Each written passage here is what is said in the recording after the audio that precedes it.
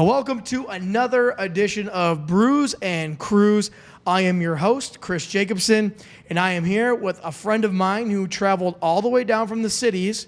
You are the second longest drive so far of one of my guests, Ted Schwerzler. He is on the cast today, so welcome. Thanks for having me. I appreciate it. This is going to be a really fun cast, and I've been looking forward to this one since we penciled in the date about a month and a half ago. Because we have not only good beer that we're going to have, but we have something that we have not yet done on this podcast yet. And that's going to be, if you are watching, you'll see we have some trading cards here as well. So we have trading cards that we are going to break open because it is becoming a huge thing, it seems like. You know more about it than I do. And I have a buddy that even knows more about it seems. But if I got you two together in a room, we'd probably talk for hours. But the first thing we're going to do is open up one of the two beers you brought. You brought two different ones. You have Lupulin. Is that how you say it? Yep, Lupulin. Yep. Lupulin Hui, the Indian Pale Ale. And I believe I've had that one before. But the one that is catching my eye is the one on the left side you'll see called Freaky Friday by Toppling Goliath. Now, I've had Toppling Goliath, and I've been to the brewery before, but I have not had that one. So I'm intrigued. Yeah, they do. It looks like, I didn't look at it too much, but they do like a mashup with different breweries. Okay. So this one looks like it's with Other Half, and they must come together, and then they make these special brews. I don't know how long they actually like keep them stocked for. It's probably just a limited run. But yep. I always think I love Toppling Goliath. Their Pseudo Sioux, King Sioux. Like some of their IPAs are some of my favorite beers, so I'll always try when they put out a random IPA, and I am the sucker that marketing gets me. So I saw like, okay, there's like random broccolis on this, and it's called Broccoli Special Reserve. Sweet, let's try it. Like, as long as it's gonna be something else. Yeah, it's a catchy one. I'm like, all right, whatever, we'll try it. Yeah. So which one do you want to pop open first? Let's try the broccoli one. Let's try the broccoli right off the bat. Yeah. So for those who have watched before, I have done Toppling Goliath one other time, and that was, I can't remember what episode, but it was with Brett Hurley. And you'll remember we did a flight of them. We did four of them. We had some Christmas ones, limited release, it seemed like. And then we also had the Pseudo Sioux, because that's one of my favorites of all time. And this one, this Freaky Friday, this one's got broccoli all over it. So if you can't see that at the moment, I mean, HDHC Broccoli Special Reserve. Does that mean it's got like some? Does it got? I don't think it has THC in it. No. I don't think so. Well, let's crack this first and cheers it first. That's the sound of refreshment, folks. Cheers, Ted.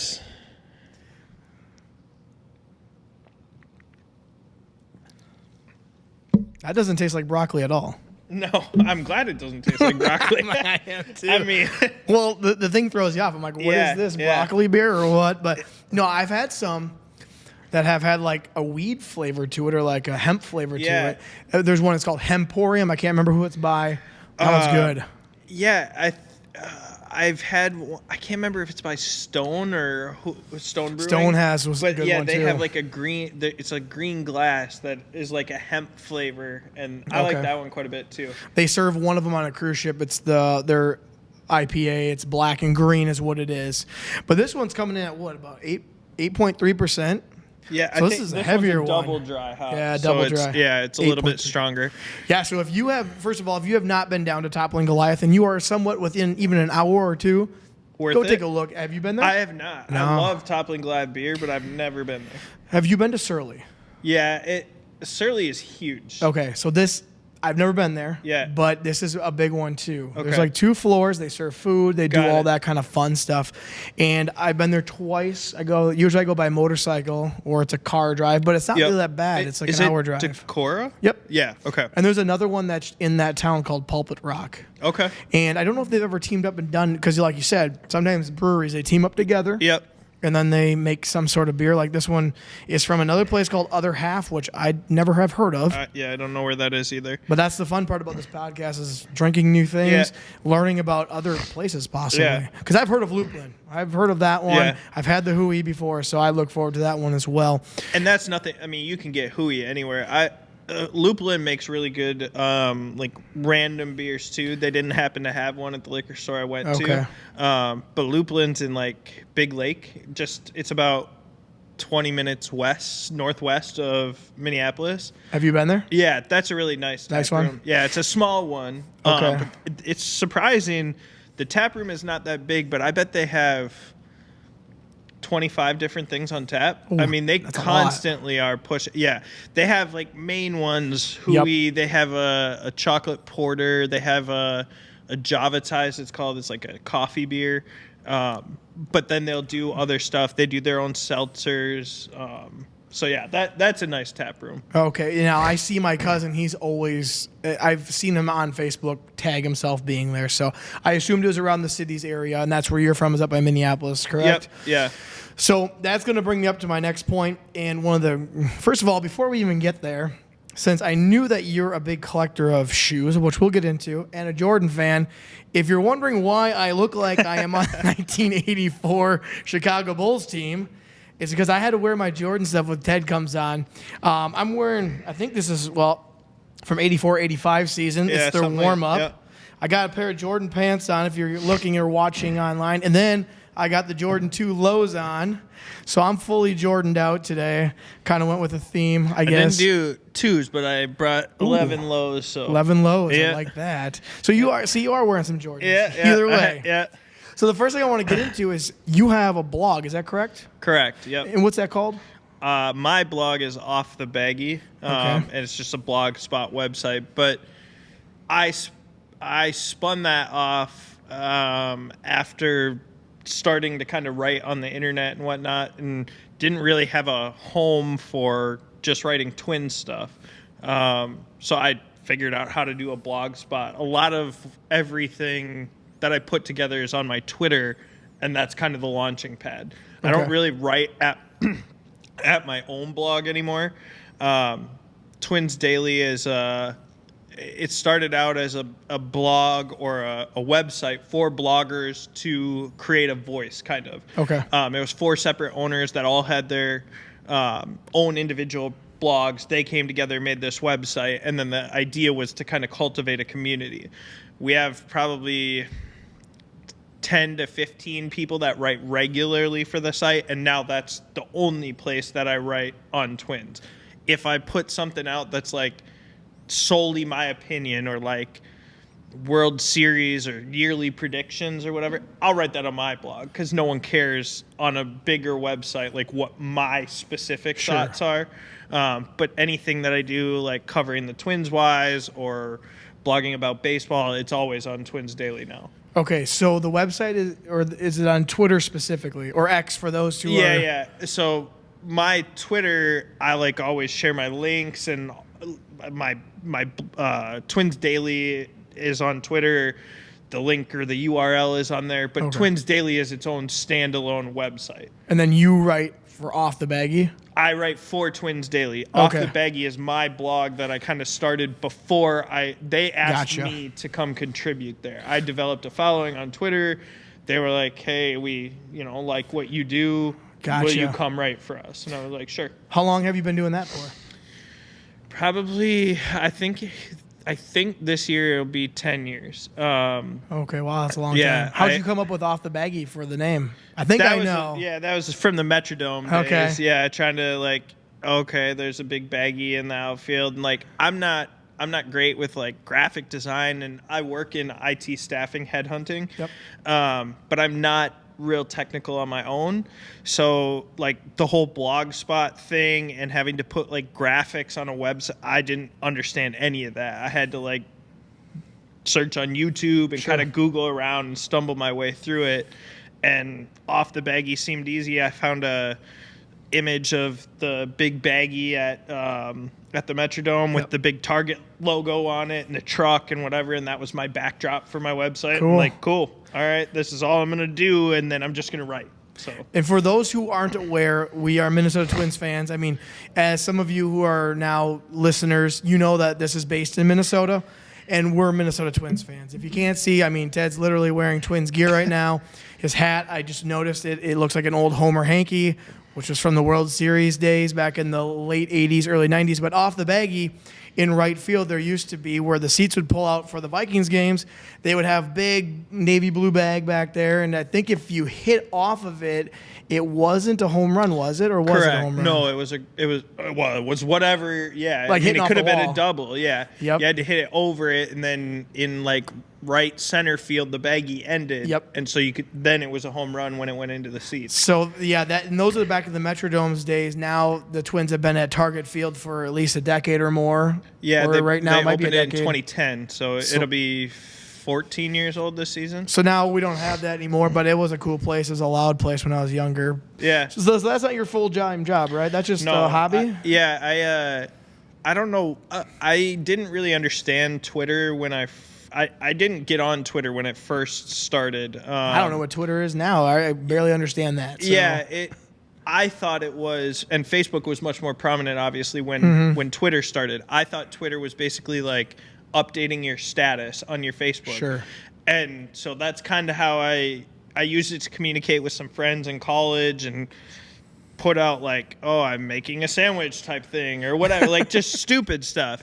And then I kind of understood that it's basically the experience you create. So if you follow a bunch of like sports writers or Sports Center or whatever, then it's like your newspaper. You can wake up in the morning and whatever they share news-wise, you're going to see. Yep. I started sharing Twins opinions and trying to like write a little bit of my, I guess, opinions and thoughts on Twitter and sharing stuff while, a sports game or something was going on. But you were limited to 140 characters for, I don't know, however many years. Yep.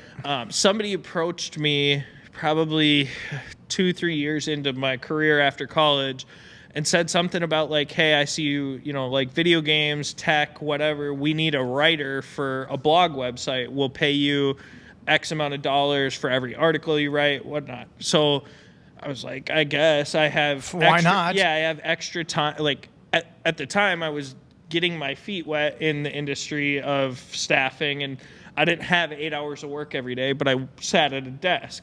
So I would write in my spare time. Sure. Ended up finding out blogging was a thing. I didn't even really know anything before that. And then so I branched off from, okay, someone asked me to write about tech.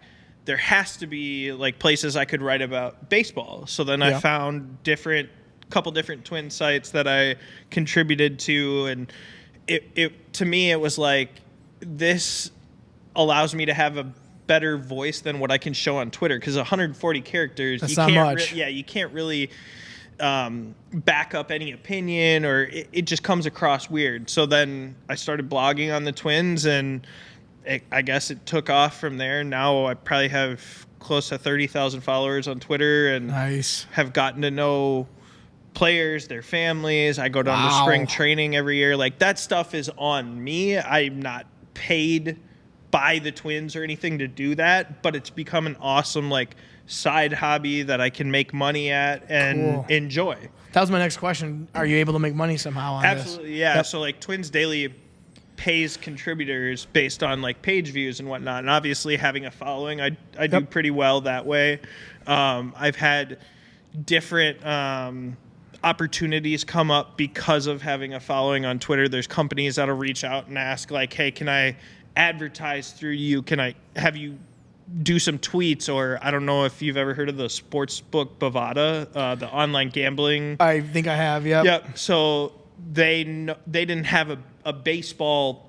They called it influencer. I hate that term, but like, we want somebody that follows baseball to tweet our lines out and talk about. So they paid me money every month to just be an influencer for it. Like bad. Things like that just pop up now randomly, and some of them are great and I run with it. Some of them I turn down because it's like not as lucrative or just not worth it. But yeah, it's been a lot of people use, TikTok or Instagram to make money or advertise or whatever. And Twitter has kind of always been my niche, just from I found out I like to write. I didn't know that ahead of time. I never went to journalism school or anything like that. I know how that goes. Yeah, and like I knew I liked in college. I enjoyed writing papers, and I can be long-winded and talk and what. But I didn't know that I liked to write. And now I'll probably crank out somewhere between 5 to 15 different articles a week. I write about 3 to 4 at Twins Daily, and then actually a Vikings website reached out and asked if I would write for them. So I try to write about 2 every day for them. Oh, wow. I'm nowhere near as clued in or the expert or whatever on the Vikings that I feel like I am with the Twins. Sure. A lot of my Vikings takes are like sharing other information, or, hey, I have a thought on Justin Jefferson's contract situation or whatever. Okay. But it's not, hey, this is how the roster should work, because I feel like I have that ability for the Twins. Yeah, well, it's kind of funny you say that, because the way that you just said about, like, a contract, that's a totally different ball game than the roster and how that should be set up. That's like a business aspect of sports, and that's kind of unique in its sense too, because you can write about from all different angles of sports, it seems, and it doesn't have to be specific. Oh, here's who I think should start for them to win a Super Bowl. Yeah, it could be like, well, does the money make sense, and here's the stats and stuff like that. Is it safe to say that baseball is your favorite sport? Absolutely. Okay. I mean, I love football, and I like the Vikings. My wife was a longtime Vikings season ticket holder before we met, so we have season tickets to the Vikings. We go to a handful of games every year. Oh, but nice. I'm not going to break down their salary cap situation or why Kirk Cousins doesn't make sense at because I don't feel like I have enough information to back that up. I'll talk about things that I know or high-level opinions. Sure. But on the Twins, like, I can look at their payroll and be like, this is what they should be doing. Here's who's not going to make the roster, those kinds of things. Yeah. You said that you've been able to meet some of the Twins players throughout the years? Yeah. Is there one that stands out that you met that's like, this was so fun? I mean, I'm decent friends with a handful of people over the years. Ryan Presley and Mitch Garver have both won World Series. Now Ryan Presley's the closer for the Astros. Okay. Mitch Garver just won a World Series with the Rangers this last year. I'm friendly with their families, know them well. Call them up. Yeah. Right now, call them up, tell them we're on the cast. Royce Lewis has become a really good family friend. Oh, cool. So getting to know him and his fiance, and just, I mean, like, my thing has always been, I enjoy being able to, like, cover guys before they're huge. Like, Sure. Royce Lewis obviously is one of the best players in Major League Baseball now, but I also talked to him the day that he was drafted by the Twins and did an interview and got to know him. And then when I go down to spring training, I'm on the backfields talking with minor leaguers that, hey, you guys are going to be the future of the Twins. Yep. It's cool to cover them. And Twins Daily is great about that. We do a lot of minor league work. So during the season, every night we have a minor league report where we're covering the teams in the system.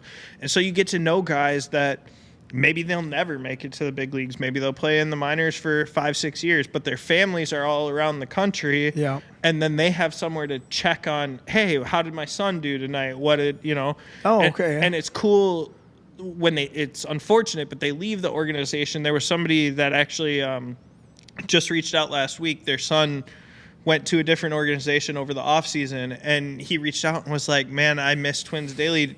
This new organization doesn't have any sort of blog site like that or coverage of minor leagues to see how's my son doing tonight or what did he do. I know my parents would be like that too. It's not, and we see them in like the forums or the comments section, and it'll be like, so like you'll recognize the last name and obviously that's their parent. Or I'll see that on Twitter, they'll reach out and be like, hey, thanks for covering my son or whatever. It's a cool way to engage with people, as opposed to just being like, hey, you're a major league athlete, can I get your autograph or something like that? Sure. Like, that is cool, but to me, that's how I go more towards like cards or memorabilia or whatever. Yeah. I'd rather establish a relationship or a friendship with someone that we can like talk and have conversation, as opposed to just hounding you for things. You get enough of that in your regular life. Yeah. So who do you think the one player that you're closest with then, that you've gotten to know over the years? Probably either Royce or the Garvers. Okay. Mitch and Sarah, his wife, are really good people. I talk to them a handful of times a year. Normally because Mitch has now been gone from the Twins since 2022, I believe, was his first year elsewhere. So like when Sarah comes or when they come to town, I normally go watch a game with Sarah. Oh, that's cool. And sit with her, and I know their kids well, or I've met their kids. Yeah. When we actually did my 4-month-old son's gender reveal, I know a couple of the coaches on the team relatively well too, and one of them ended up doing our gender reveal. Like he nice. flipped a baseball or whatever, and Nick Gordon, who actually the Twins just traded, hit it and broke the ball for us on the field, and like gave my son a bat. I did see that on Facebook, I think. Yeah, I was able to reach out to Jace Tingler, the bench coach, and he's like, absolutely, I got you. Like, show up ahead of time, bring stuff down, and yeah, it's cool to get to know people that way. So I got a question now because of that is when these players, you get to know them, do they live in the area? Do they have a house, or do they kind of live almost like suitcase to suitcase? Yeah, I think it depends on longevity, right? Like a lot of baseball free agents sign 1-year deals. Yep. Those guys are probably doing like long-term or month-to-month rentals or something. But a guy like, Joe Mauer's a bad example because obviously he was local already. Yeah. But like Carlos Correa, the Twins signed him to I believe a 6 or 7 year contract last year. He bought a house in Wayzata. So you're going to be here for 6 years. Granted, he doesn't live there year round. I would imagine in the winter they previously lived in Houston, so I would imagine he goes back there. It's nicer. You can train, whatever. Yeah, that sounds cool. I would think guys that have an established I'm going to be with the Twins will buy or something. Yeah, so I get what you're saying. If they have a short contract, probably just do a month-to-month or a 1 year.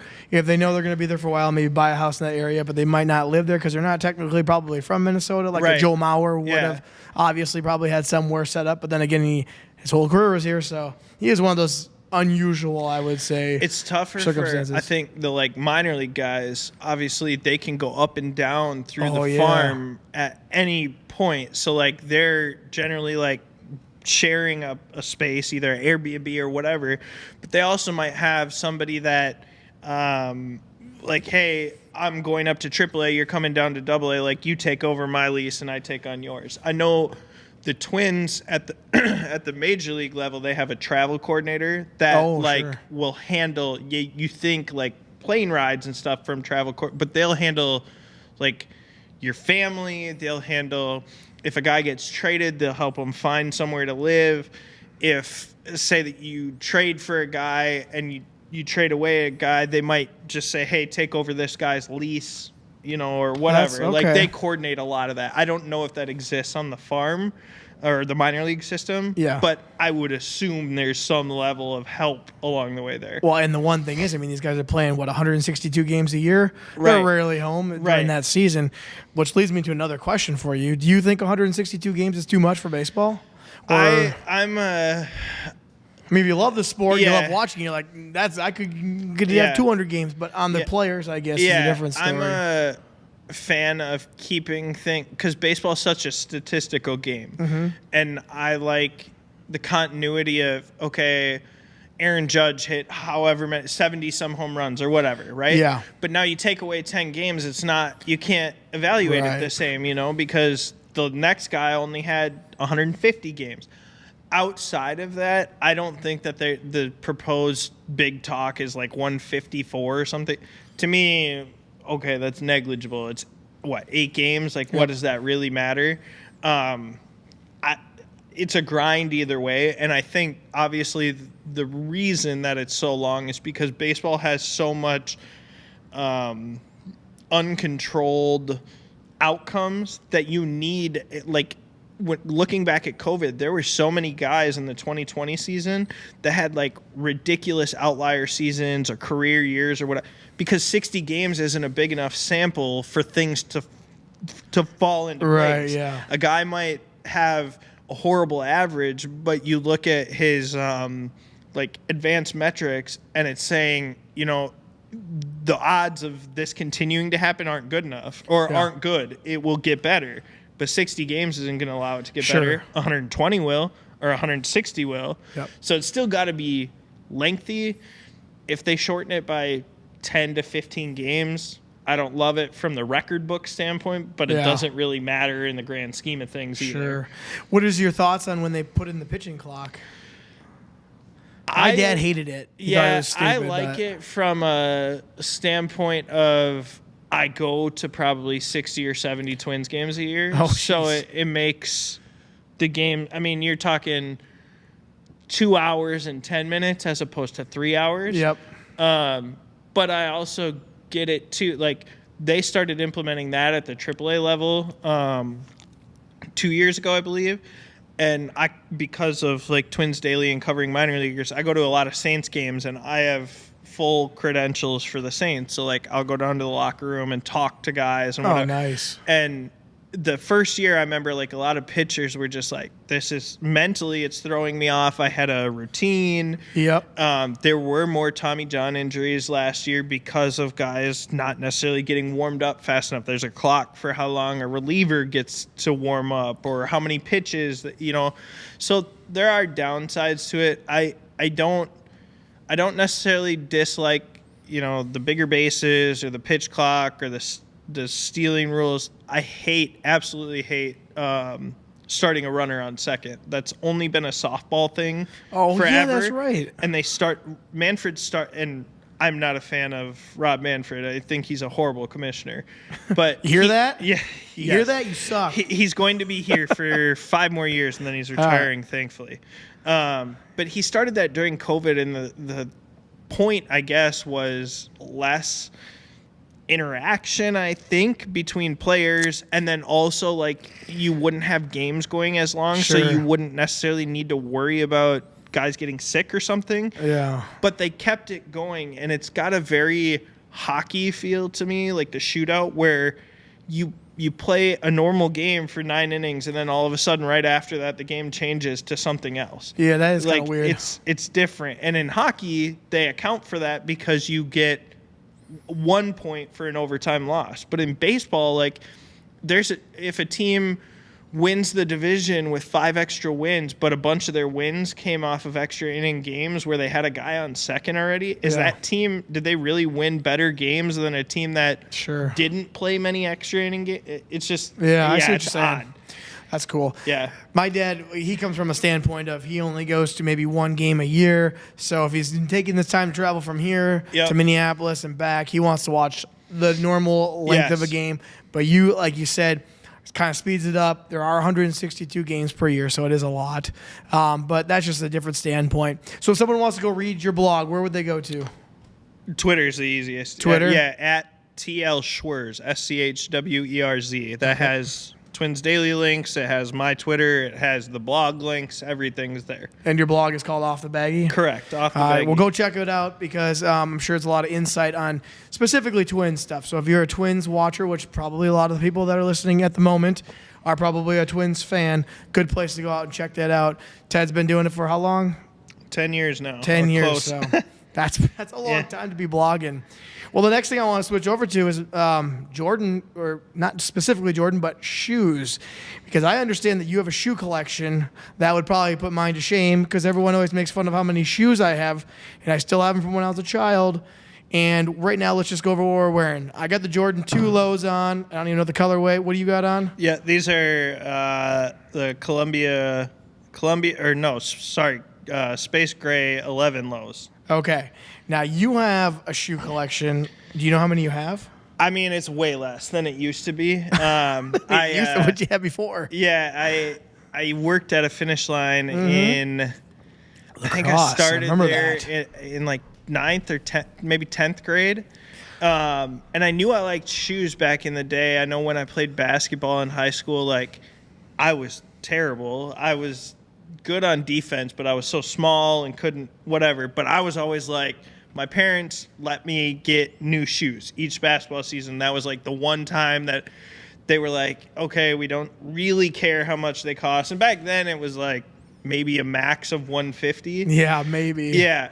So it wasn't as crazy as it is now. But I remember there was one season that I think I started going through a growth spurt, and it was when the Dada spinners, the Spreewell spinners came out. My dad still has a pair of those. Yeah, and I bought those first, and the like wheel stopped spinning. And this was before I worked at Finish Line.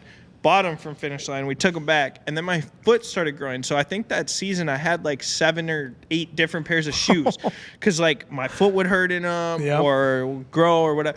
And then from there, it was just like, okay, I guess I like shoes. And like that was my connection to basketball because I wasn't good and I was short. It was like, okay, I can wear these shoes to practice in. I can wear them afterwards, whatever. And then when I started working at Finish Line, obviously you get a discount. I think for the first at least 2 years when I was still in high school and didn't have bills or I didn't make money. Everything was disposable income. Yeah, like my paycheck would go right back to the store. And I probably had close to 300 pairs at one point. I mean, I would buy basically every retro Jordan that would come out. I figured out in the Finish Line system because of the lacrosse store. Obviously, it's La Crosse, Wisconsin. It's not huge. Yeah, I remember that store. I used to go in there every time I was there. They wouldn't get like the crazy releases, but one of my friends that worked at Finish Line with me, he introduced me to a couple other managers throughout the system, and there was one in like a bigger place, maybe it was Wichita, Kansas, and there was one in Chicago. So when they would get like the limited drops, I'd look up in the system and see how many they got, and I'd reserve it on the system and like have them ship them to me. Oh man, you had to have an insider scoop. Yeah, huh? I was like all over it back then, and I remember I think it was probably my senior year of high school. I started, buying them and wearing them for basketball and whatnot. Yeah. And then after college, I remember I had probably 3 or 4 shoe racks in my dorm, like tall ones, that I would wear to like open gym and stuff. And I remember I had friends come through my dorm and like basically it was a DVD rental system. They would just ask to borrow a shoe, or sometimes they would want to like keep it, and I'd be like, oh, you got to pay like 75% of what it is or something. Right, yeah. But after college, I moved into like a smaller apartment because it was just me. I'm like, started having bills, and I was like, I'll just start selling them. So I think I sold down to probably 10 or 15 left, and I've gotten back into it a little. I'm not a huge NBA fan, but I really have. I mean, the Wolves are so fun to watch this year. Good, and I really have enjoyed watching Anthony Edwards. Yep. So like, I have 2 or 3 pairs of his shoes. The new ones that just came out? I bought the All-Star Game ones, the purple ones. Oh, cool. Yeah. So I like his shoes. I've started buying some Jordans again. Sure. I'm like, I've always been, even when I had all those shoes, I'm not the kind of person that just has to look at them. I don't want to trash them, but I want to wear them. Yeah, I'm with you. Yeah, so like I'll sometimes buy pairs off eBay too, like a Jordan or something that's been worn like 3 or 4 times, because then I don't have to pay the retail price. I can pay, a little bit less, and I'm not going to screw it up. It's already worn. And then if I don't want to wear it anymore, as long as I kept it nice, I can put it back on eBay. Sure. Well, my whole in an ideal world, I would have bought 2 of every pair I ever bought, so I could have one just sitting there for collection, and the other because I like to wear them too. Yeah. I like the cars in here. Yeah, they're awesome because they're collectible, but I still want to take it out on the street. Right. And go. Like you can only look at something for so long. Right. Like yep. And I remember back in the day, like you're LeBron, you were one of the first people I'll never forget in high school. You looked at me, and I was kind of skeptical of LeBron. I'm like, at the time, no one had really been on ESPN in high school. Yep. And so they started talking him up, and like obviously Kobe and KG and players like that had come from high school. Yep. I'm like, man, this guy is like so talked up. There's no way he can live up to this hype. And he was pretty good right out of the bat. Yep. And you were like, yeah, he's going to have like a Jordan-like line where they're going to make a new shoe every year or whatever it is, and I'm going to buy everyone. And I remember it's funny actually, about a week ago, they re-released the Air Zoom Generations. Yeah, I love those. I bought I think it's called the home debut, the red version, Yep. because you had the white and black ones back in the day, and I never. No, I think mine are white. I got them at the house. We'll look at them later. Yeah, but I was like, I need a pair of these, and I'm gonna just wear them to the gym. Like, I go play pickup basketball every once in a while at Lifetime and stuff now, but I don't play basketball. Sure. I either wear them to the gym to work out, or I just wear them out. The tough part in Minnesota, obviously, is that normally 6 months are crappy with snow. Yep. So I wear like kick around shoes then. But as long as it's summer, like Wearing the nice ones. Yeah, I'll wear whatever. Well, I got all the way up. I went from 1 till about 7, and after about the first 3 or 4 of them, then I never even stepped foot in the other ones because I wasn't playing basketball at a college level. So they were just my Christmas present every year from my parents. So I had some that are like the Vincent's. I think they're the 7s. They're like the Vincent St. Mary green color. Yeah. The little stuff that's in it, the paper, still in there. Yeah. I haven't even put my foot in it, I don't think. And then I did recently. Well, I'd say about 3 years ago, I did buy the 18s maybe. Okay. And I did wear them to play inside basketball, but they were heavy, and I was like, these are not what I want to wear. Yeah, his stuff, and that's why I think he is a little bit different than Jordan from a shoe perspective. Is like he is a big guy, and like big body, whatever. So his shoes are all either mid or high top. And they're heavier because he needs that durability. So, like, wearing them as an everyday shoe or even as a basketball shoe is just, it's different. Like, most Jordans are light and relatively low cut and whatever. Well, I just think there's nothing that compares to the line of Jordans and the sales. I think they said LeBron's, even though he's got a lot of sales, it's nowhere near the Jordan line. Yeah. But, I mean, to me, when I look at LeBron's first, I don't know, maybe 7 of them, they all look somewhat different.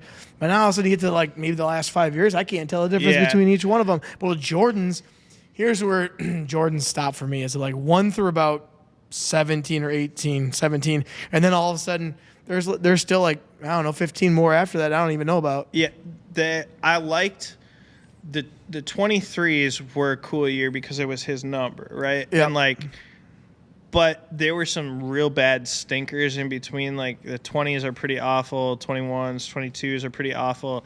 I liked the 17, 18, 19. But after the 23s, then they really started, because at that point he wasn't playing anymore. Right. And then they started really going to like higher technology and like, hey, let's do whatever these players want. And now I think most of them from 23 on are hideous. They might be like better performing shoes, right? But they're definitely not the classics of like, I'm gonna buy those over. I know. I mean, when you look at Jordan shoes, though, they look like a lifestyle. Like you're gonna match this up with your outfit, is what you're gonna do. And that's where I read one time or saw it was like until Jordan came along with his line of basketball shoes, no one gave a rip about basketball shoes or any sort of shoe for that. All of a sudden, when Jordan started coming out, all of a sudden it became like a lifestyle, and people wanted to have cool shoes then, which is so true because I can remember when I was little, I had some Shaqs, which my dad and I still have the Kamikaze. No, not the Kamikaze. That's Sean Kemp. The Hypnosis, I think they are. Yep. I have a pair of those. I even stepped my foot in with them. I bought the retro version. Sean Kemp, I had his shoes when I was in 3rd grade because when I was younger, I used to get them during basketball, but before even that, I would get one pair that I wanted for gym class because we had to have indoor shoes. So I had the Kemps the Kamikazes when I was in 3rd grade. I thought those were so cool. A buddy of mine had them. I go, I gotta get those. Those are so neat. But there's just so many other ones that Dennis Rodman had. So I mean, it's just nuts. I think, like you said, all of that started because of Jordan. And think about like how many different and I mean a handful of it. Both LeBron and Kobe are Nike brand too. So that. It doesn't go to Jordan, but it's the same company. But how many other companies he spurred up because Reebok made a killing off AI? Like Allen Iverson, the questions in that line.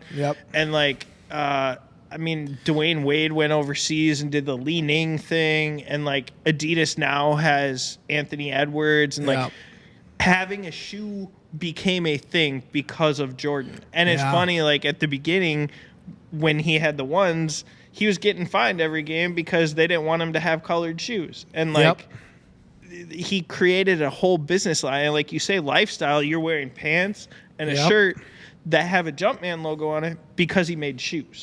Like he literally created brand categories. It's nuts. I know. And then now that clothing goes along with it. And what's even funnier is not only does basketball have their own signature line shoes, but skateboarders had them. Rob Dyrdek had them. I mean, you got Bryce Harper now with cleats. Right. I mean, as far as I can remember, I don't remember anything being that big. I remember Ken Griffey had some. I know Frank Thomas had some, but as far as I can remember, it seems like Bryce Harper or Mike Trout have the biggest line of baseball cleats. Yep. And that's again, like branding. Yep. I was talking with somebody the other night too, like how now you'll see, if you watch a Major League Baseball game, you'll see a lot of players put, like, I don't know how they do it, but they put a cleat bed on a sneaker. So, like, I could take these Jordan 11s and, I don't know, take them to some custom person, and they'll put metal cleats on the bottom of them. Yes. So, like, then, because a cleat obviously has that plastic bottom, so it's not as comfortable on your foot. But if you put it on a sneaker, your foot's comfortable. You get whatever shoe you want. You can go get a custom shoe, whatever, and now you have a cleat too. Like, the shoe game in sports was literally one man that figured it out. It's crazy. Yeah, that's nuts. Now, out of all the shoes that you've had, I got 2 questions for you, but the first one I want you to answer is, which one's been your favorite shoe that you've ever had? Is there one that stands out in your mind, like, this is the best one I've ever had? I don't know. I don't like it, and I don't have it anymore. I don't like it as much as I used to back in the day, but I loved the 16s with the shroud over them. Oh, yeah, I got those. Yep, I had the white and navy, or white and midnight blue. Looking. And I had a pair in high school. I had a pair, my parents' house back in, I don't know, when I was, I think a senior in high school, when Winona had that big flood. Yep. I had my shoes in the garage, and so that got destroyed. And they retroed them in like 2017 or 2018, but that's not really a shoe that is like, you can't really wear that with clothes. It's not really a lifestyle shoe. Let's take the shroud off, I guess. Yeah, it's a different. So I've never really bought that one again. I had those ones that had like the baby poop color. They were like $60 in East Bay. They were the same ones you're talking about, but they were like mustard yellow.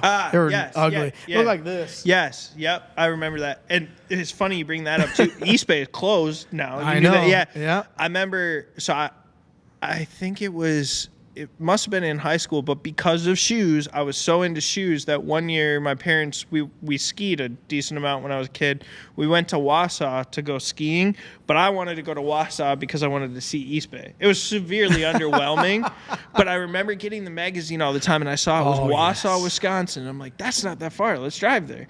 And it was some like rinky-dink little retail store because it was owned by Foot Locker, and Foot Locker owns like Champs, Bay, whatever. People don't realize that all those places are like owned by one place. I don't even know that. Yeah. So they had like their corporate office and stuff, and probably a shipping center, but the actual East Bay store was just some tiny little like building that had like a bunch of their clearance stuff. Yeah. It was underwhelming, but it was still cool to be like, oh, this is where my magazines always come from. God, I love East Bay. I mean, kids, if you're listening, before there was phones to sit on the pooper with, you had an East Bay magazine possibly.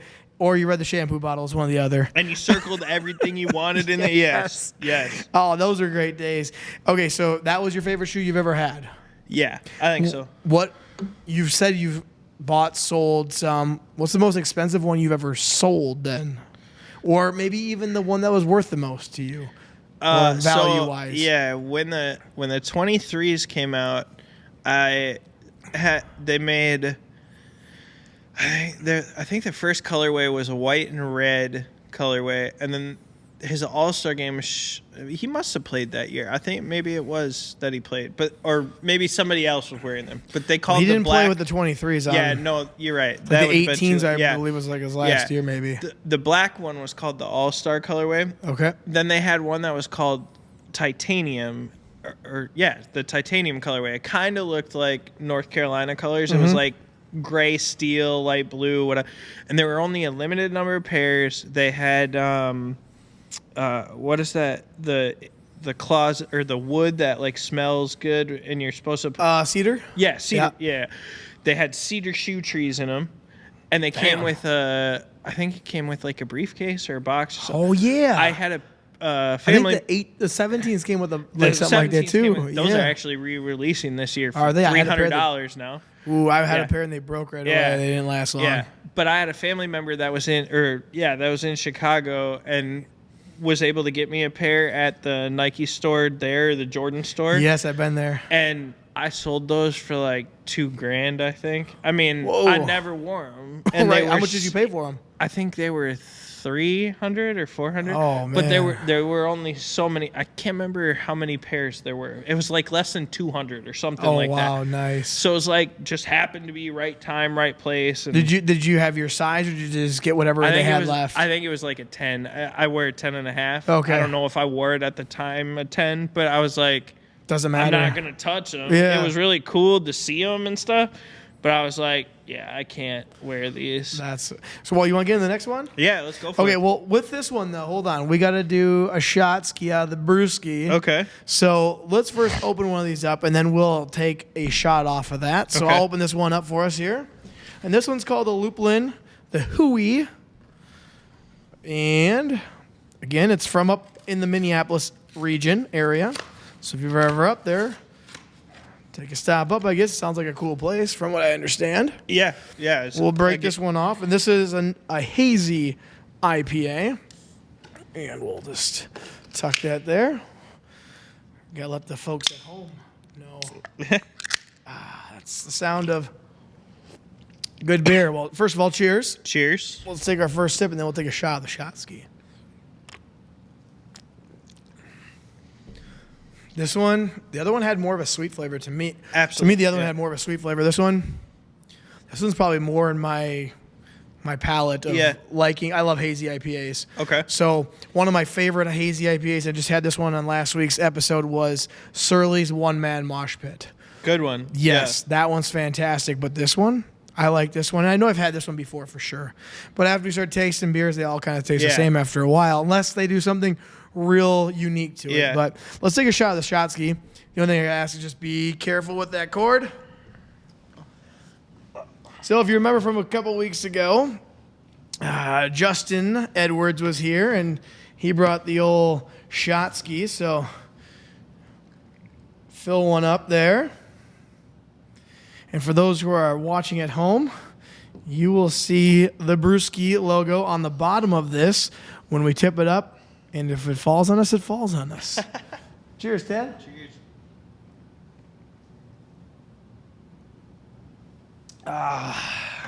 Yeah, nice. We didn't spill. We didn't spill. It looks like the microphones are still going. Assume my camera's still going. Should be. I don't know why it wouldn't.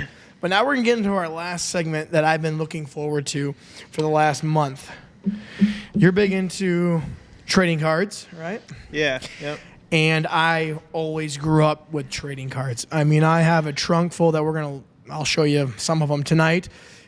I probably have a few thousand, probably more than a few thousand, to be honest. I probably got like 5,000 cards sitting there. Do you remember where you used to go in Winona? Sure do. Where'd you go? Face the Music.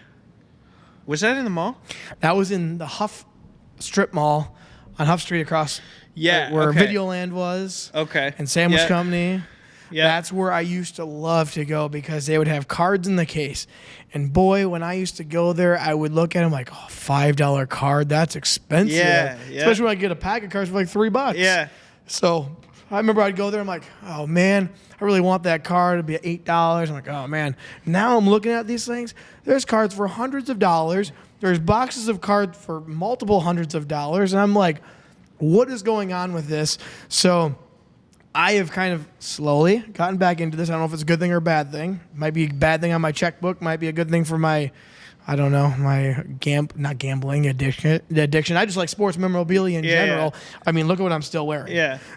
So you and me, we bought some cards to open here on the cast, and I have a couple surprises too for you. But Okay. we, for those who are into trading cards, you might be able to tell me more than I know about this kind of stuff. But I bought a couple Panini Prisms, which I have no idea what Panini is or anything like this. I got some basketball. I got some football ones. But I think Ted knows a little bit more than I do. Is that correct? A little bit. So what are Panini Prisms? Is who makes them? Yeah, so it's funny. First, back to your comment about Face of Music. So I will never forget back when I was a kid, my parents used to shop at Shopko a decent amount. Oh, and yeah. they always had like the wall of packs and stuff. Yep. And I remember like every once in a while, my dad would be like, "Yeah, you can get a pack or whatever." Yes. And I thought they were cool back then, but I never like really got into them. But Yep. I will always remember my first like pack pull auto was a Gerald Wallace King's autograph. And I was like, oh, okay, this stuff is in cards. Like, that's kind of cool, whatever. That is. But then when I got back into them, I got back into it probably in 2018, 2019 or so.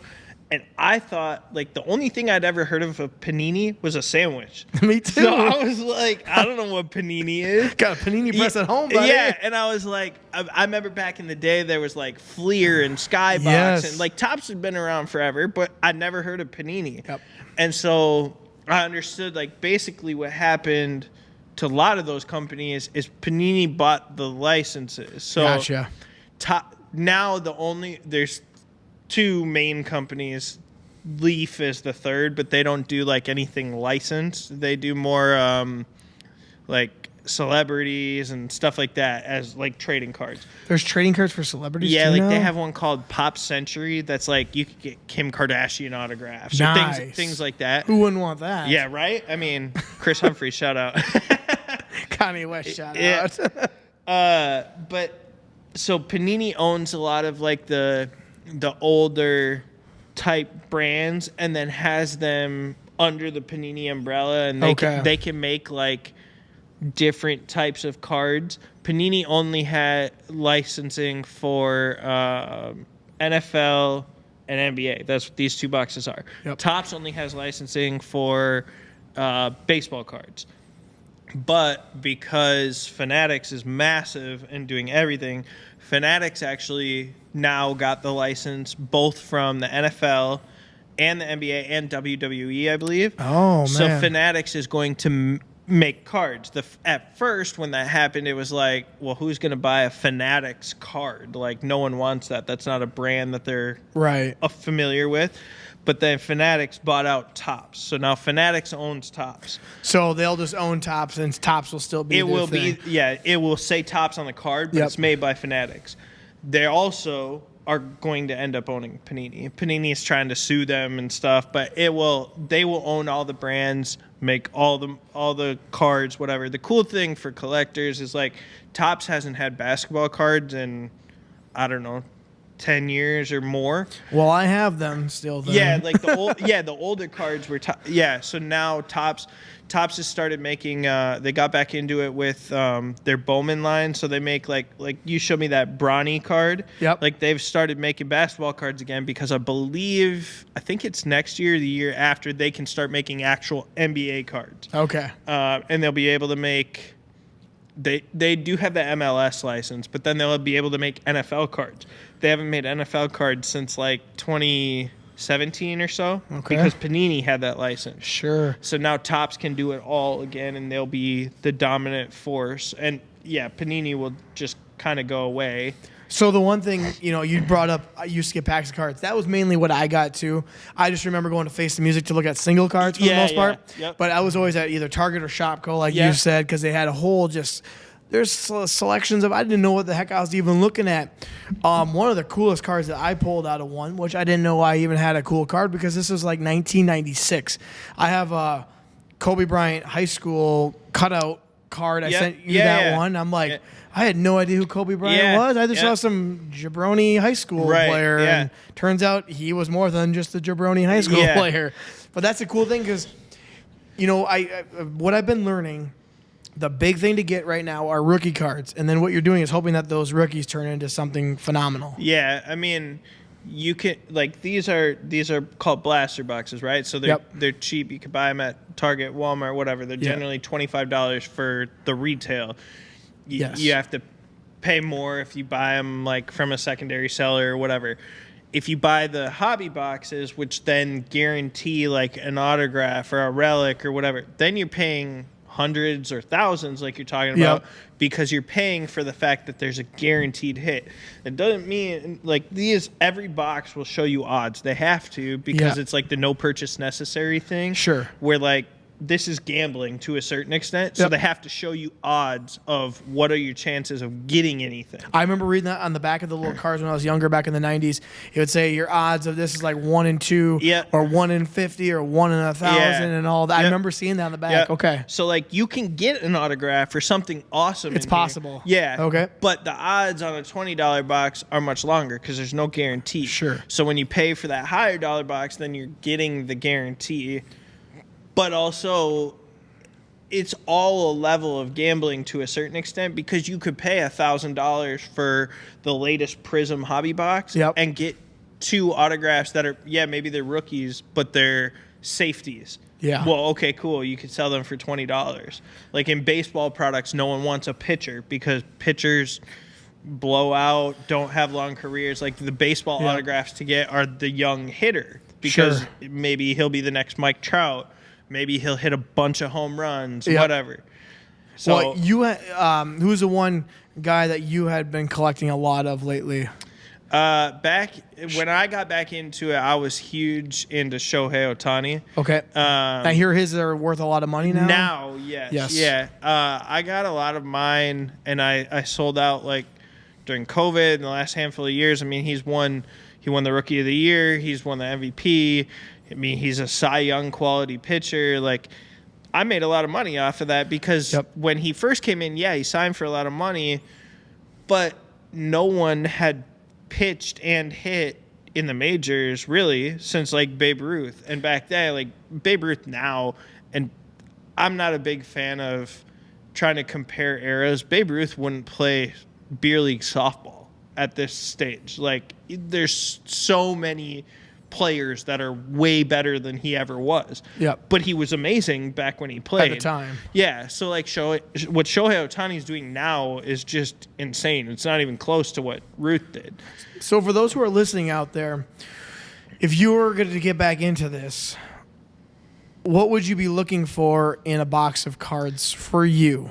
For getting something of value, that is. So to me, it depends on, like, there's a different way for people to experience, it's called the hobby. In like, there's something for everyone.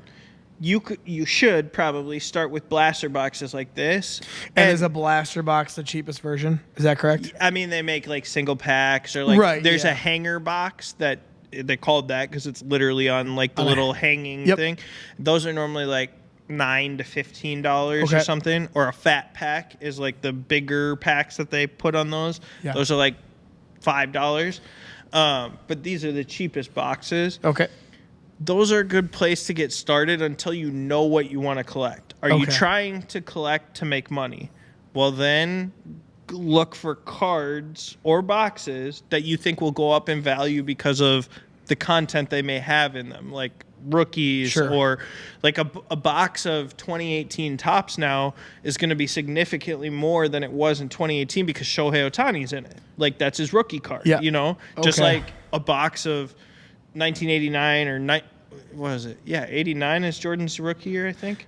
No, 84, 85. 85, yeah. Fleer is going to be significantly more than it was back then because Jordan's rookie is in it. You know, I see what you're saying. Yeah, so if that's the way you want to collect, that's how you do it. If you want to just collect Twins cards or a team, then you buy those specific cards. If you want to collect autographs, maybe only buy cards or boxes that have guaranteed autographs, or go on eBay and buy what you want. There's a bunch of different ways to do it. A lot of people get back into it hoping to make money. I think that's a way that you'll end up being broke and not satisfied. It's not going to be like, it's gambling. It's going to make you unhappy.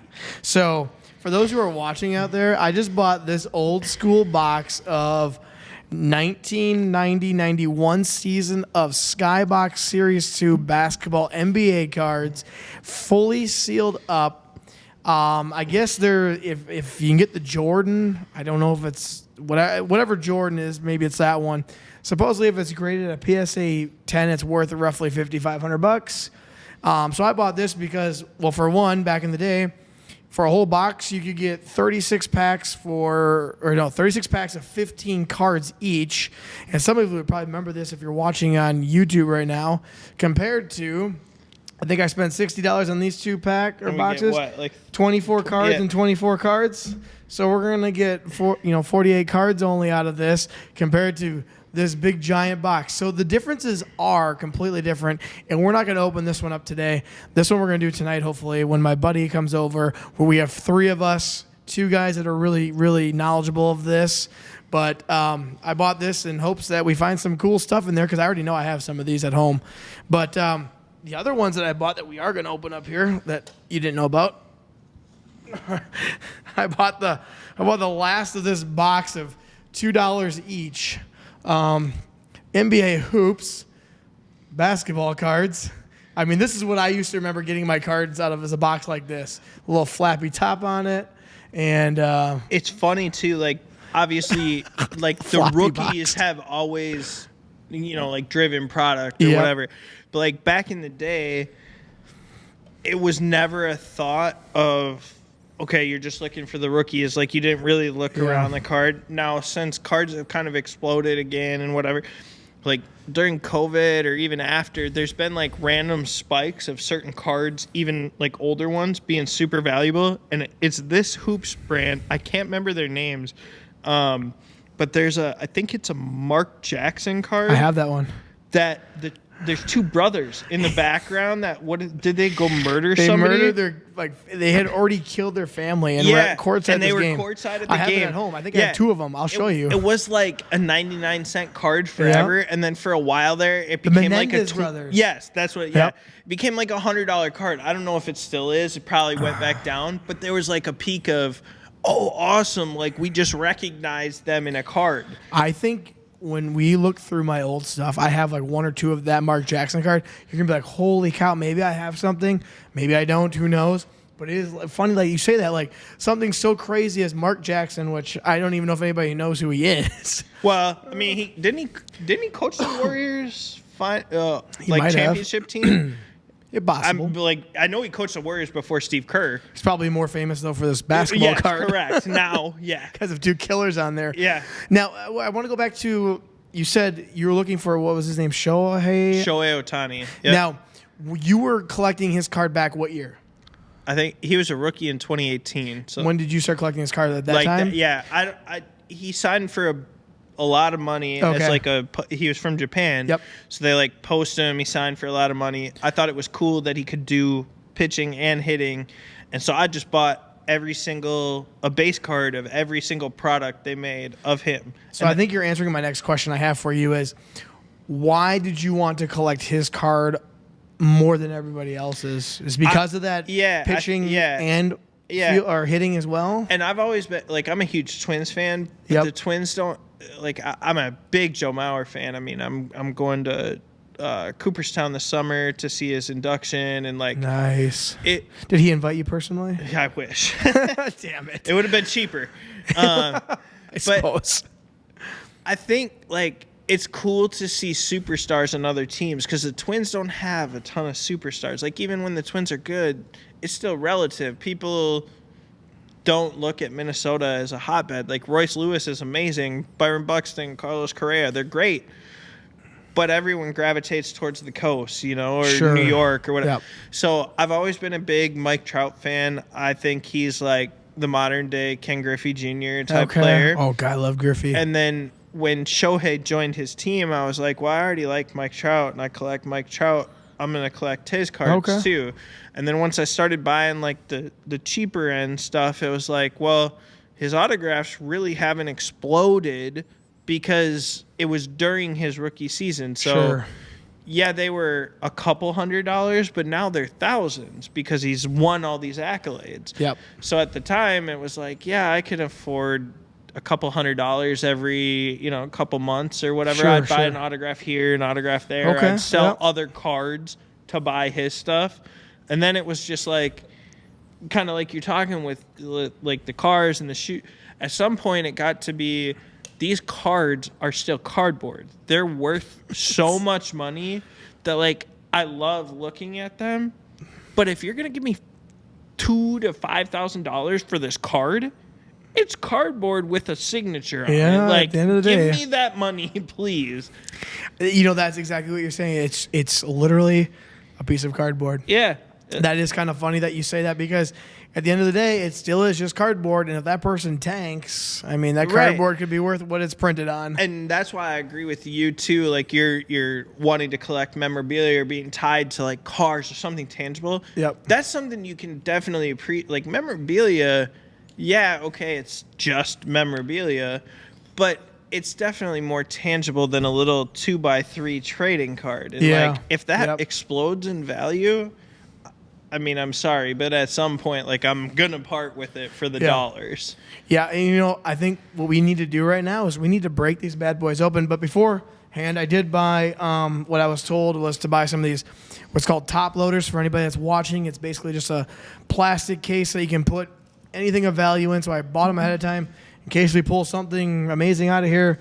We have these, and I know you have some in your car that we're gonna pull later tonight. It sounds like, or break open. We're going to break what we got here, which is a Panini Prism of 2023 and also of the NBA. So we have an NFL. Now, do you know what we should be looking for in these? Because this is a 2023 and 24, and then this is just a 23. So it's always like baseball is easy because the season is played in 1 year. Yep. These two obviously are hard because it spans. Well, kind like of. This one just says 23, but this one does, like you said, it goes through a half a year. So 23 is the current year, even though the Super Bowl was in 2024. Yep. So, like, the rookies in this would be like Bryce Young, C.J. Stroud. C.J. Stroud's the big chase card because for football products, you want to pull quarterbacks. And in basketball products, you want to pull scorers. And in baseball products, you want to pull, like, hitters, home run hitters, whatever. So C.J. Stroud was the rookie quarterback that had a great year. Okay. Bryce Young obviously was the first overall pick, but he was terrible. What about a Purdy? Is that good too? No, I mean, if it's an autograph or like a low numbered card, but he's had his rookie card, so it's not going, like, veterans aren't going to demand anything. Well, as the guest, I'm going to let you pick the one that you want to open, and I'll pick up the other one. And while you're opening, you can talk. I'll talk, whatever. We'll kind of talk about what we're pulling here. But for those who are maybe new or getting back into trading cards, or maybe you're a 90s kid like we are, it was huge back in the day. I mean, I have a ton of Michael Jordan sitting at home. So many so that I have multiples of the same one. So I don't know if they're worth anything, but if they are worth something, I have them, I guess. And they're sitting at home. But which one do you want to rip open? You got basketball stuff on. You can go. I'll do basketball. Go Victor Wembanyama. That's what I figured I needed. But I'm going to let you open this one up first. So the first one, for those who are listening, we're going to do the NFL pack. And this is the 23, the current year. So as Ted just said, we're looking for what? Bryce Young, you said? We want C.J. Stroud, Bryce Young. Who do they play for then? So C.J. Stroud was the Texans quarterback. Okay. Bryce Young was with the Panthers, and obviously they had a bad year. But, like, that's the thing too. Like, Bryce Young had a bad year, but you hold on to his rookie card because what happens in like 2 years when they get him a line or something and they turn things around? And I'm gonna break these things open just in case we got something in there that we need. Use this to open it up. So you pull out Brett Favre, no good anymore. I mean, if it's an autograph or something. But if it's just a regular, it's no good, Yeah, no. Damn. So we got Gardner Minshew, Darnell Wright, Kylan Granson, and there's a Drew Bledsoe. That's basically Brett Favre, right? Well, basically, I pulled a Tom Brady there for me. Yeah, so, like, I mean, and this is kind of what you're looking for. Like, if it was a better, just like put it towards the camera, that's cool. If this was a better name, but like, so you obviously have like base cards where they're plain. All of them look the same, and then you have your like parallel where there's like different colors or numbered. This must be like they probably have this parallel in every pack. Sure. So if this was like a C.J. Stroud, it'd be worth a decent amount of money. This, I don't know, Kylan Granson, he's not a rookie and some random guy for the Colts. Well, while you open up the next one, I'll look at what I just got. Kylan Granson, Drew Bledsoe. Now, if you don't know Drew Bledsoe, he was the quarterback just before Tom Brady came in. He got injured, and then Brady took over and actually won the Super Bowl that year. So that's kind of neat. I have a bunch of Drew Bledsoe stuff at home. I even had his jersey at one point. Tom Brady just took his career. Oh, poor guy. Yeah. Yeah. So no. this one you did get a rookie that was on the orange prism parallel. Is that good? I don't know. I mean, it's better than a veteran or whatever, but I don't. KJ Henry, I think. Looks like it doesn't even say his position on here. Jeez, Looks he like really. he's a defender. Maybe he got the water for the team. Yeah, maybe. So I would assume that one's not worth much. Being a defensive player. KJ Henry, yeah, they say RC in the top, right? Yeah. Oh, we got a Brock Purdy for you. Oh, we got a Brock Purdy. Well, we better put that in a top loader just so we can put one in a top loader at the moment. It's a Brock Purdy hype card. We're putting that one in there. These are inserts. So like you have your base cards and stuff where they're all the same design. All the same look, yep. Yep. And then you got inserts where they. Oh, that's cool. And so back in the 90s and whatnot, these are like the Jordan outside of like if you had Jordan's rookie. Yep. Those are the Jordan cards over the years that would be like worth a decent amount. The inserts because they don't come in every pack and they were generally like foil or something like that. Yeah. I got so many of those. Well, I'm gonna put this in a top loader then because I feel like at least if I'm spending $30 a pack. Got Harrison Smith here. Oh, you got this one's a Stetson Bennett rookie. I mean, he didn't play for the Rams this year, but he did just win. Wasn't he like one of the oldest quarterbacks in the NCAA at one point? Yeah, because he won the national championship for Georgia. Oh yeah. That's how he did that. Yeah, and he was like 28 or something. Yeah, I think he was there for quite a while. I don't know if his age is on the back. All right, I'm top loading this Brock Purdy because who knows where his career is going to go. He just was in the Super Bowl, almost won the Super Bowl. Could have been worth a little something maybe if he won the Super Bowl. Rough second half. Dude, that was a pretty good game all the way up until the second half. Yeah, was this Kurt Warner? No, that was the Stetson Bennett. One. Yeah. We got It's Kurt Warner. And then you got I'll probably keep that one out on the side there. So if you see between these two, so this one's a base and this one's the silver prism where it kind of has that rainbow look to it. I can't really tell with the neon light. Oh, we got Emmitt Smith. I know it's on the base, but whatever. Yeah. So cool. like if you get these neon, or if it's called a prism card where there's kind of like this rainbow sheen to it, those can be worth. It's called a silver. Okay. That's like one of the types of cards you want to collect of a rookie. Wow, there's just so much to learn about this. It's nuts. And every set has something. It's crazy. How is Emmitt Smith not worth anything? You got T.J. Hawkinson. Well, there's an Aaron Rodgers. Hey, let's take that one. Is it from the Jets? It's from the 10 seconds of playing time this year? Yeah, or what? it's from the Jets. Is it really? Yeah. Is he He was done in like 10 seconds. Yeah, it's either the play he tore his Achilles on, or they did. Gonna be worth thousands. Give me that bad play. Yeah, or they did a good Photoshop job of him. Yeah. It's probably actually him in a Packers uniform. Yeah, just photoshopped on there. I can't. TJ Is he a free agent this year, or does he stay with the Jets? He's with the Jets still. Okay. He just did an interview. He was just on Joe Rogan, and he was talking about how he's back and all that kind of stuff. Okay. Yeah. Yeah, I don't know. That guy's got some different views, which here's the thing. When it Rodgers? comes, when it comes to listening to podcasts, and I said this like back in the beginning, this whole podcast is supposed to be just fun, open-mindedness, and that's the one thing I like to do is when I listen to all these other podcasts, like even if it's a conspiracy theory, I'm still open-minded to not like just shut the person up. Like, well, why do they think like that? What's getting them to that area? Right. So my whole thing is like, if you have a thought, well, that's okay. Say it. Yeah. I mean, if you don't agree with it, you don't have to belittle or bash someone. Sometimes those things do come true. Yeah. Who knows? So, I mean, be it what, Aaron Rodgers is pretty outspoken. He does say how he feels about certain things. And I'm like, well, I mean, whatever his reasons are, the way he gets healthy. Yeah. He's coming back or not wanting to get the COVID shot, no matter how people feel about it. He had his way of dealing with it, as is you probably did too. I don't need to ask you about it. I don't care how you dealt with it. Just like nobody cares about how I probably dealt with it. So whatever, it's fine that people can talk like that. And Aaron Rodgers is just one of the biggest ones that does talk out about that kind of stuff. Because he was like kicked off the Pat McAfee show or something, or him and Pat McAfee had something going back and forth. They had to I think they had to apologize to. It was something weird. Something about I think it was Jimmy Kimmel. He said something about Jimmy Kimmel and ABC owns ESPN. Disney owns all of them. Yeah. So he had to apologize because Disney got in hot water or whatever. Sure. But yeah, I mean, opinions make the world go around to a certain extent. They do. People can have different opinions. You don't have to hate people over it. No kidding. Yeah, it's just ignore them if you don't like it. Whatever. Right. I assume that was it. Yeah. How many cards come per pack in these? 4? Is it? Yeah. 4 oh my times, gosh. What is it? 4 times 6 or 8 or something. Yeah. Well, anyways, for those who are listening out there right now, we're going to go into the NBA section of things.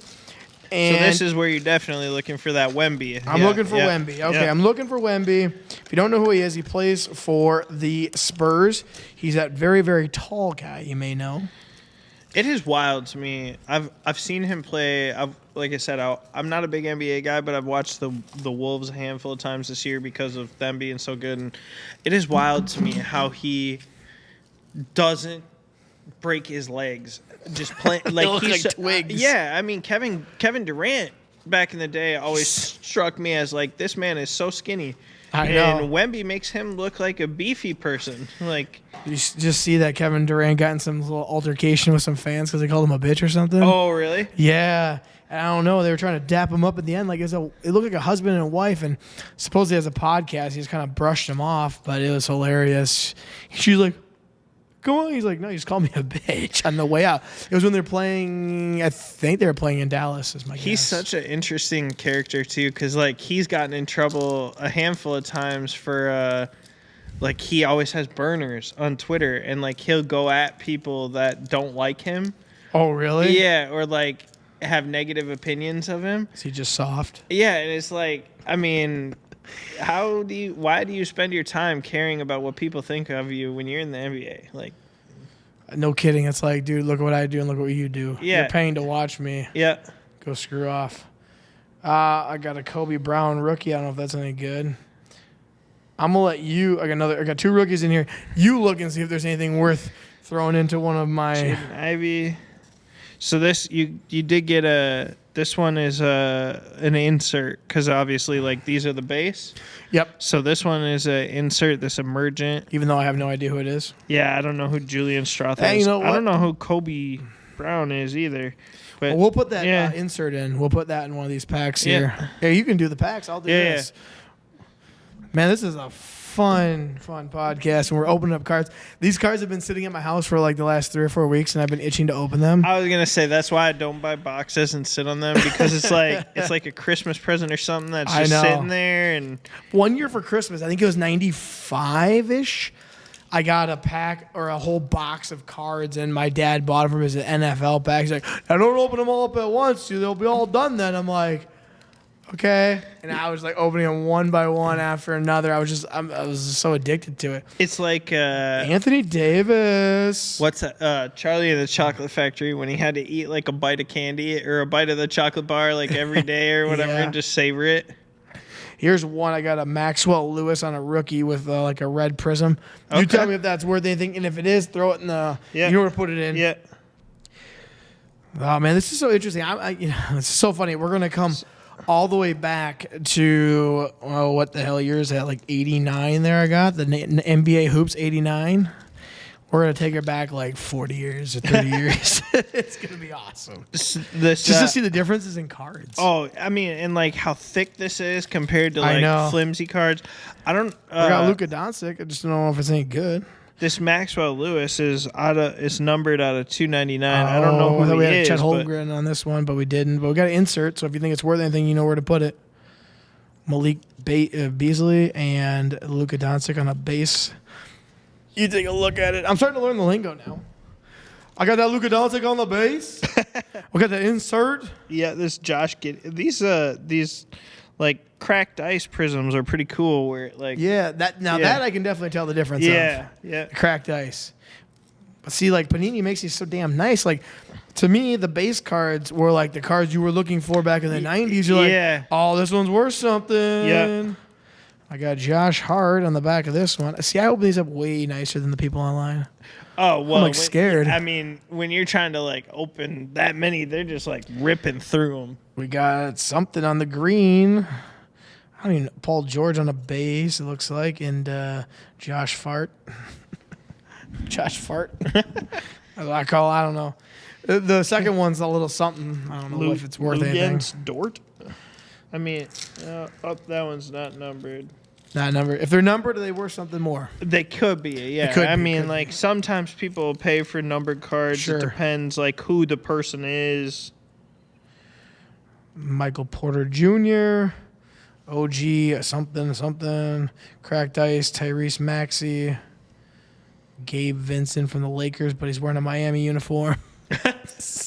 Maybe that's one of those mistake ones that's worth a shit ton of money. It's funny, like a lot of times, obviously, these companies will, what's it called, Photoshop, like the right jersey, but it seems like Panini, for whatever reason, they'll put guys in like whatever jersey the picture's in, and then they'll put the team name for the correct name, and it's like you could just Photoshop the right jersey so it doesn't look ESPN goofy. knows how to do that. Yeah. Oh gosh, there I just dropped probably the Michael Jordan 1 of 1. Yeah. Nope. White guy. I think. Yeah, definitely. Something Bogdan, something or another from the Hawks. Well, I got a nice Trae Young on the dominance. That looks like a nice one, but I'm also missing one somewhere, so I must have dropped 2. Or did I only get a 3-pack? They might have shorted you one. It's under my chair. Gosh. Here you go. You look at those ones. Package up anything. I'll look under the chair. Get it. Oh, there it is. It's a rookie card. It's that Michael Jordan rookie Fleer. On the Prism. No, it's Marcus Sasser or something. Doesn't look like it's worth anything. All right, so which ones did we package up here? We're doing this just like if you were to watch it on TikTok. I got the Stetson Bennett. You know what? Throw that one in one, I guess. What did you put in there? A couple of them? The dominance, the red one. All right, for those who are listening, and then for those who are watching, we got a Trae Young on the dominance. We got Maxwell Lewis, rookie card on a red something or another. Julian Strother on an emergent. Probably the one that I have the most hope for is this Aaron Rodgers. Or my second most hyped up one is this Brock Purdy, and it literally says hype on it. I don't know. I mean, he's up and coming, so if he has some good seasons, who's to know? Mr. Irrelevant to $1,000 Can you go card. to Iowa State? Yes. All right. And then we got this Stetson Bennett on a rookie, so you never know. Like you said, rookies are sometimes the ones to keep, too, because you never know what's going to happen with them. But now we're going to kick this all the way back to 1980. I think it's 90, right? Maybe it's 1990.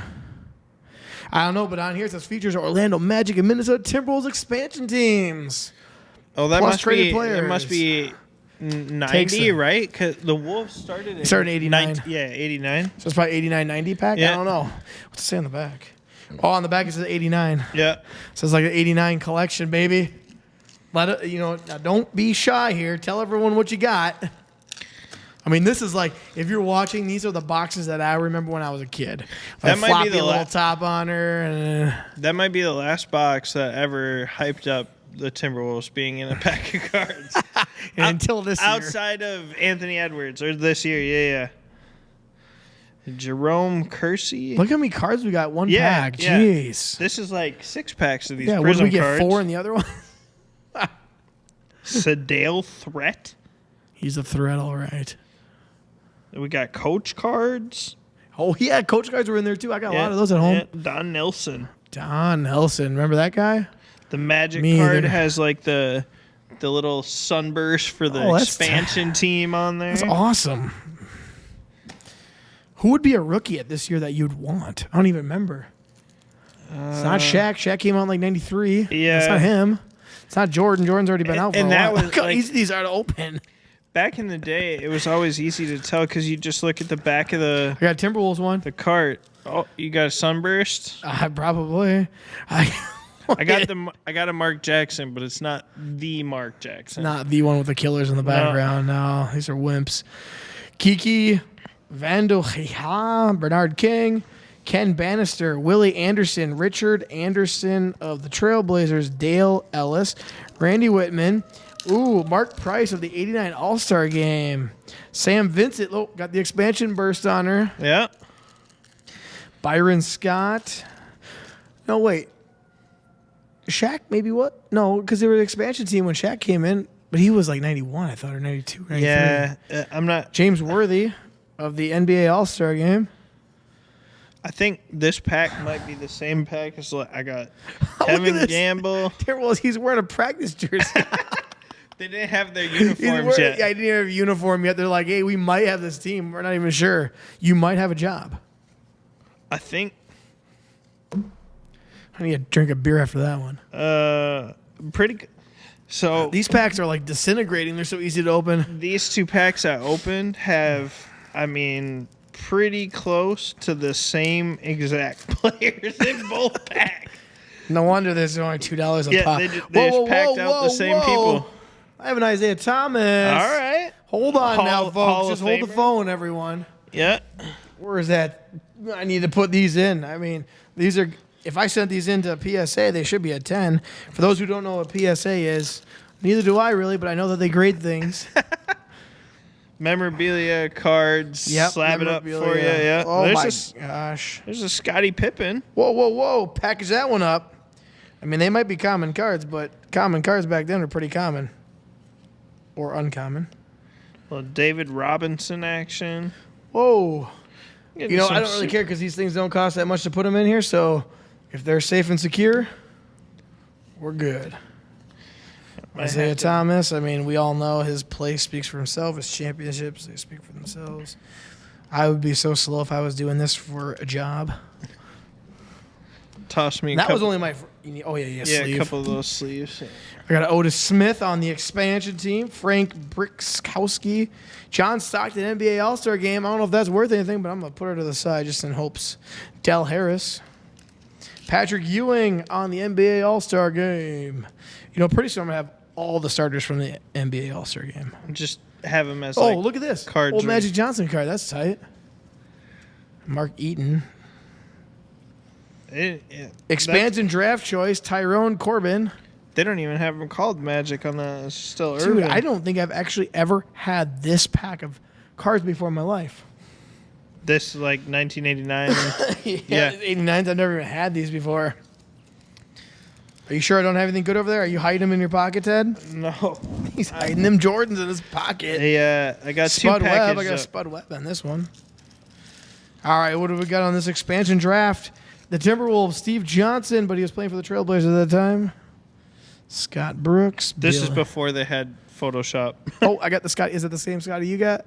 Yeah. Nice. Yeah, that's right there. I'll put it to the side. Oh, same. Dude, this is probably the same freaking pack. Yeah, it seems I got like the David Johnson right after, or Yeah, David Robinson yeah. right after. I got your Isaiah Thomas. There's rookie. Oh, there's rookie cards of them. Now we know. We're looking for rookies of the David Robinsons. We have our good friend Josh Harrison off to the side. He's looking up cards, making sure we don't just skim through something that's worth a whole ton of money. He's going to be like the guy that works for Joe Rogan. What's that guy's name on the side? Mr. Fact Checker. Yeah, I need a fact checker, card checker here. If I have a David Robinson holding a jersey. Oh, no, that's not bad. Although I heard Ted sells things for much more than $300 a card. I hear he's selling things for like thousands of dollars per card. Did we get anything else good in there? I sleeved up your Robinson and All right, Pippen. yeah. I got to sleeve up this Irvin Johnson. I feel like that one. Look up these NBA All-Star, these 89 All-Star Game ones there, Josh. If you guys remember, Josh, he was on episode number 2. He was the guy. He was my bourbon connoisseur. He's off to the side right now looking up cards. No, well, that's worth it. I'm putting her in a little sleeve. I got a whole bunch of firewood out in my car, too, I hear. But I'm going to look through them to double check. So, this was fun. However, Ted, I have a card that I know you don't have. And I'm going to gift this to you because I remember you sent me a PSA 10 LeBron in the mail. This one should be a PSA 10. I even put it in a nice little thing for you, too. And I know you don't have one of these because this is the first one of its kind. I got you a nice card there. Oh, I like this. I like this a lot. We got a host card. We got a Brews Cruise podcast. I like this. So Ted is holding in his hand, if you can't see, it's a Chris Jacobson Brews and Cruise. I'm going to call it a B and C 10 grade because Brews and Cruise 10 grade, that's all I can come up with. But it's a card of mine.